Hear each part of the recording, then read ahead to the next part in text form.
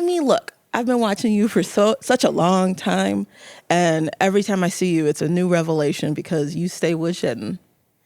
I mean, I try to keep it going and keep people around me that inspire me and try to push me to grow. And that's what you do, but it's like what's so interesting about you is not only do you have obviously this mastery of playing live, but you're able to continue to reimagine even like previous recordings. Like, I mean, we're talking about like a lot of your work has that sort of DNA where this new album, Off the Record, has 4 different sessions, well, actually multiple sessions with 4 different configurations of people that you've taken the tapes, am I getting this right? Mm-hmm. And kind of like molded them into, some of the stuff hadn't been released before. Most of it hadn't been released before. Yeah. But molded it into like new reimaginings of those moments in time. Like one of them I was at, which was the Public Records concert, right? What was that, January of 2025? Mm-hmm.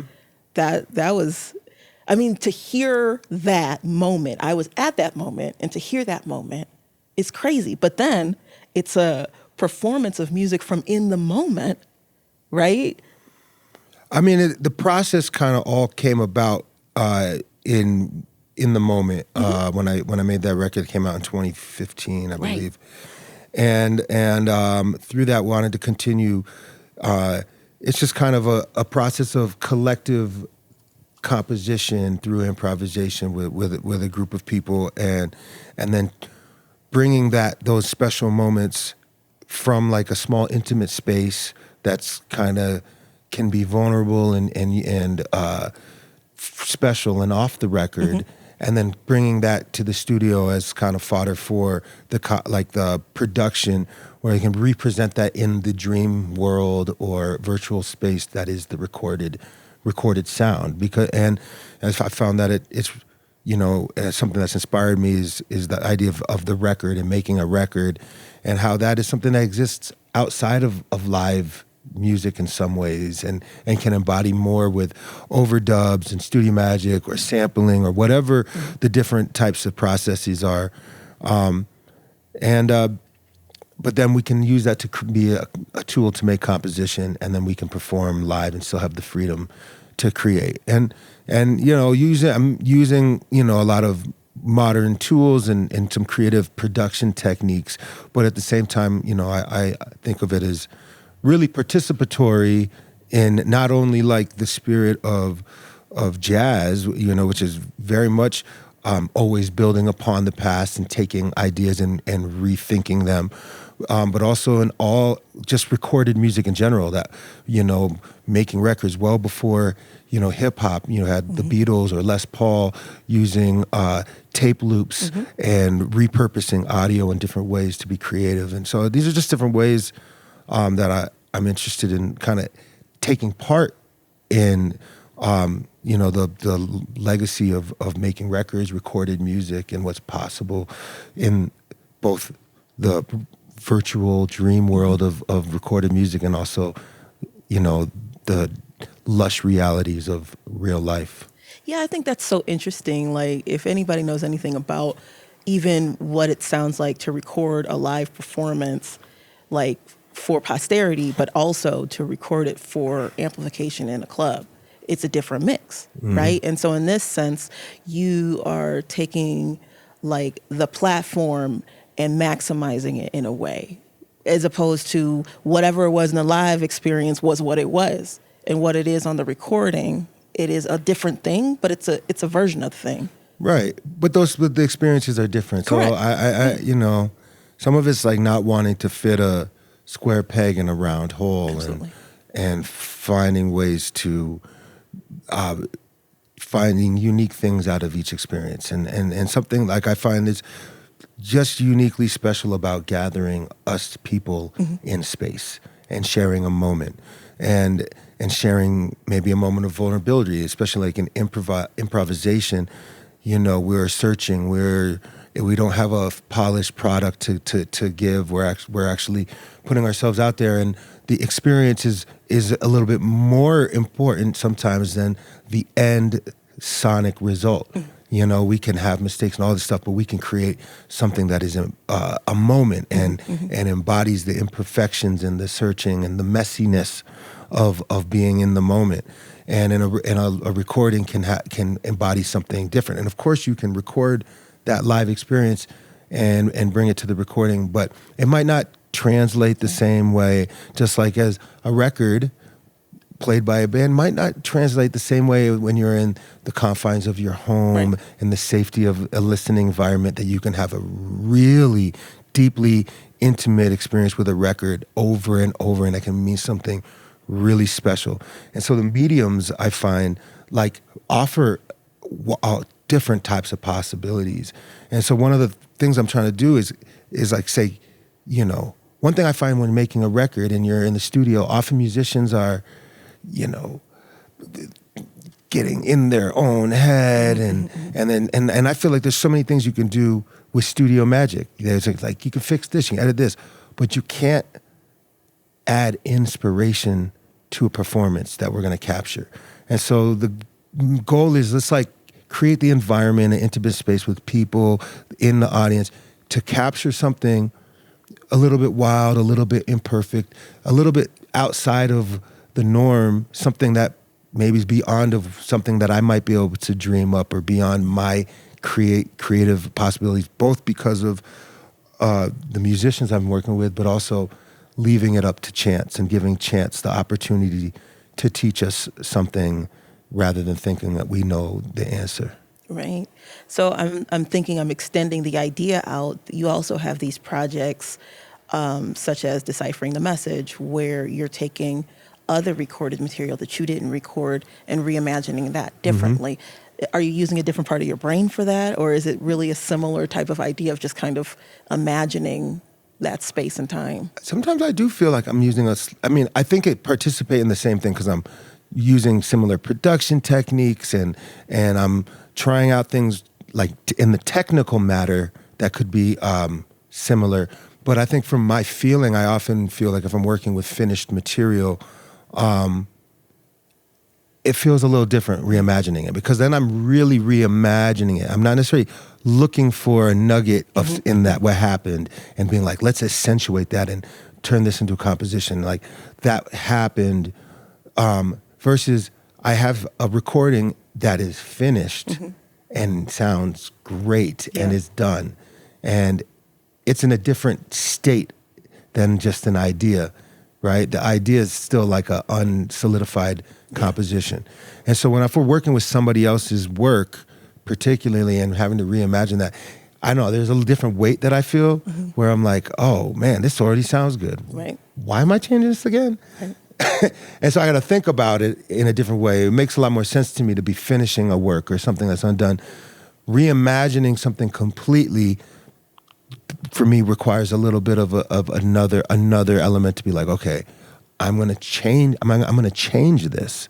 Not that I'm not changing the improvisations, but maybe I don't have to, But if I'm going to do a remix, if I don't change anything, then I didn't do anything. Yeah, I heard that. There's some great ones on there.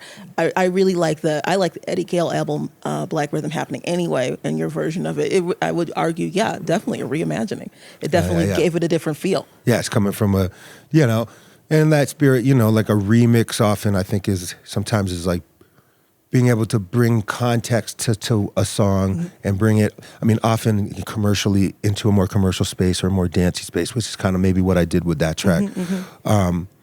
But yeah, recontextualize something to maybe new ears and to bring that along. And so, thank you. Absolutely. So back to this new project that is by the time folks hear this, it will have already dropped completely, although you made it available via vinyl before it was available digital, which is the inverse of what normally happens.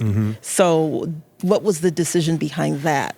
There's a lot behind that. One is conceptually with this record, off the record, and talking about these live spaces and intimate spaces, really wanting to emphasize the importance, I feel, of us coming together in real space in the time where everything is digitalized and there's fake bands and fake videos, and it's becoming difficult to sometimes tell the difference between what's real and what's not. And there's fake albums going out and all this, and no help from the streaming platforms like Spotify that are also investing money to a lot of things that I do not agree with, and not wanting to participate, fully that, and not always, a lot of the onus is put on the artist to be like, I'm going to change the way I'm going to deplatform in this, when this is where we make our living. And so, sometimes I think it should be also on the consumer, really. But in this, the spirit of it, it's like, here's something physical. This is the record. If you want to support, go to your local record store. Go to local. We're gonna put this out. We're gonna put this out first. We're not completely deplatforming, but it's part of this thing. And come to the show, experience this. Come to the thing where you were there. You're on the record. Yeah, you were off the record. And that's part of it. And it's not just for me. Like, come see your local artists. Go to the gigs at the cafes and the things, and support people, because like when I first started doing this, we were struggling to get people to come in for the sessions that made in the moment. Right. And now it's like, oh, I was there. And it's like, I'm trying to also highlight that this stuff is happening, and it's important for us to support each other, both the artists and whatnot. And there are a lot of things, the way that we're connected to each other through media and platforms that we don't have ultimate control over, to take it in our hands, come to the show. Come to my show, go to somebody else's show, support. Don't let the venues close, and don't let the robots dictate our ability to have control over our destiny. Oh wow, that's heavy. But you just remind me, I was at one of the original sessions for In the Moment. I was there. I was in that bank vault. Records. I'm on both records. It's crazy. Okay. No, but I think that I love hearing you say that, because I think so much about that. I have a lot of friends who, were signed to record labels way back when, and, when the whole thing imploded, right? A lot of record labels dropped their black music divisions or divisions that were doing anything outside of pop. And they were really struggling. And I have so many friends who are like, oh yeah, I downloaded BitTorrents of their music. I'm big fans. I'm like, you're part of the problem. And I don't want to put blame out there. But what I say is there's a certain form of activism with the supporting of the artist. Sometimes just that little thing of showing up at a show, of, to your point, like, telling somebody about the thing, like, buying the thing, that little bit of thing between all of us, we can make a difference in making it livable for an artist. Yeah, and even just aside from the artist or supporting me particularly or us, but just recognizing. I mean, I've had a few people in last couple weeks, maybe come to me and be like, "Wow, like that was really great here," and blah blah blah blah, and like think of us like, I never really been to a jazz show or a live. I don't see that much live music, and this is really special or whatever. And I'm like, yeah, like things outside in the real world are lush and deep and real. And sometimes when we are stuck in the virtual world, we're missing. We can be missing that, And so part of that is like we put out the physical first. It's to encourage people who to buy that, to experience that, and also to step away from only the streaming platforms that don't even like to play your music in the album format or in the order. And this is the work, and this is for people who want it, and we'll still make it available on all platforms, even though I may encourage people to go to one direction or another. And so it's challenging out here with multinational tech and corporations that have so much control, and it can feel entirely helpless, and what do you do? But you do the best you can to say something and do something. Well, I think put yourself out there a little bit. just creating the music, I think, helps push everything forward because it inspires people. And I think inspiration is the first step to action. So we're not here to put somebody, I'm not here to tell anybody what to do, but I will say that listening to music over the years has inspired a lot of action in me. I'll tell people what to do. Be nice to each other. Take care of your neighbors. Show compassion.